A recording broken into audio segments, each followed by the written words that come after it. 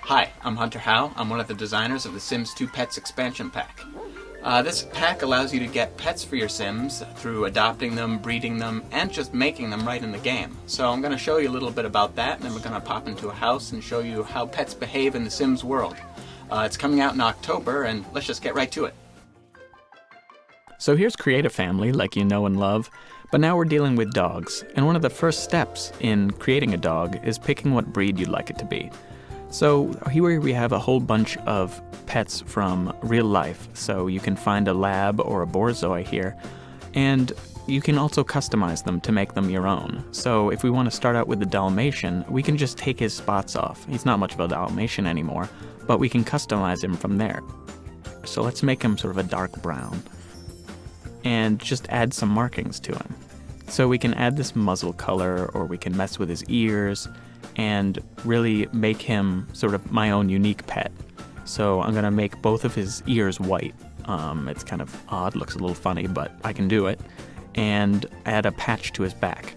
And what I can do here is actually layer a bunch of these on top of each other to create a custom type looking dog.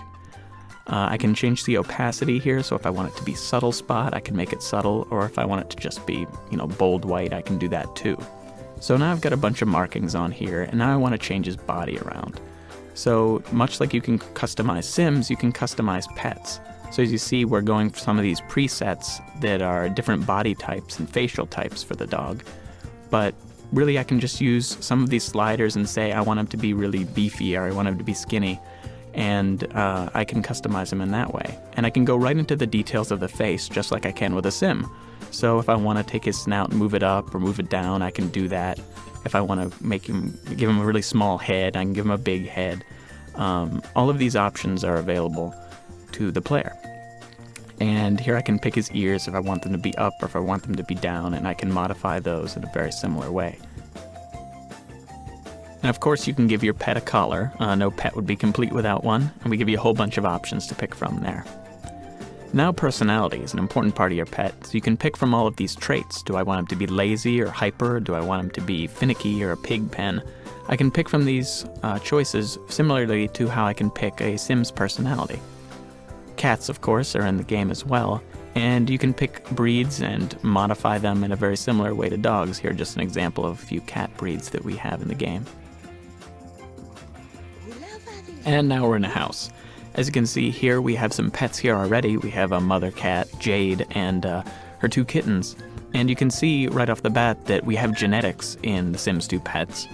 The parent pets combine their genetics to form their offspring, and it's very similar, in fact, to the way that we deal with Sims in The Sims 2.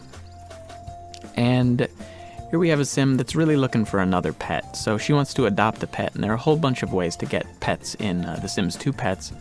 One of the ways is to adopt one over the phone. You can also go to a pet store and buy one, or you can find a stray that you like and adopt them into your house. So we're going to go to the pet adoption service, and we get a whole bunch of options of dogs and cats, and let's get a dog for this family, so we'll adopt Skip. And the animal control officer will be by soon to drop Skip off. But this gives me an opportunity to tell you a little bit about how pets work in a house. Jade, our cat here, if we can go over here and look at its panel here, we can see that she has needs just like a Sim does. She has a need to scratch, unlike a Sim does.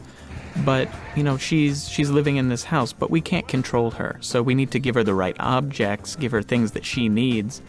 But we're not going to be able to tell her exactly what to do at any given time. But what we should do definitely is, now that Skip's here, start off with a good relationship with him, because Sims and pets alike both have relationships, and they have them with each other, and pets have relationships with pets.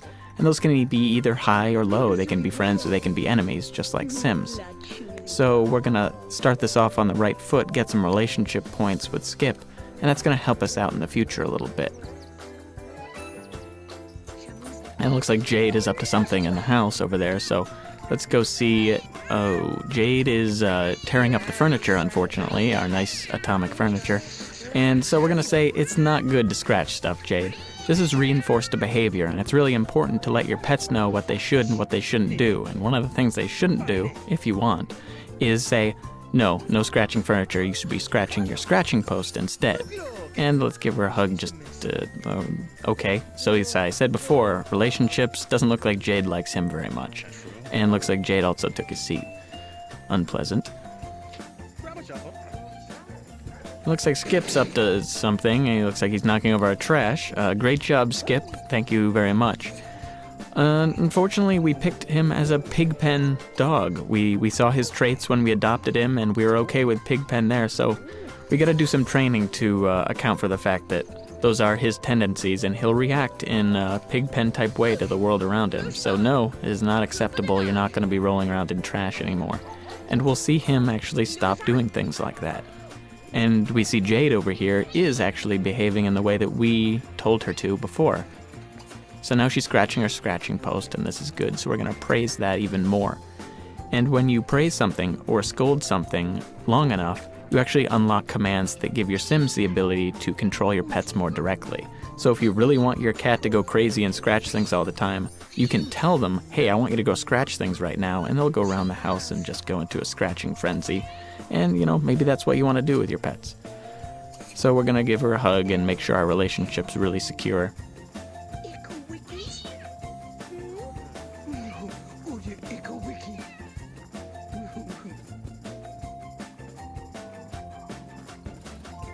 So another important part of Sims 2 Pets is teaching your pet tricks or commands. So now, hey, we're going to teach you, this is how you play dead.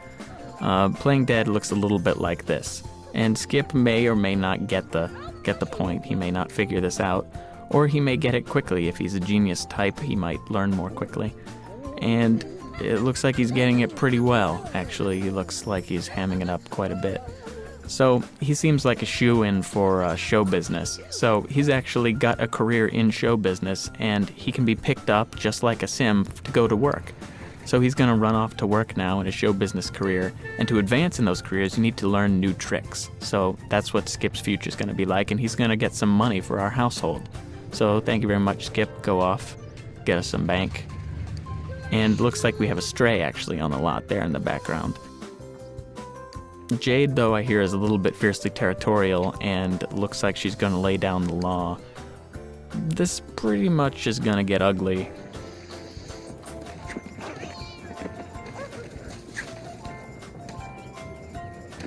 So that's The Sims 2 Pets for PC.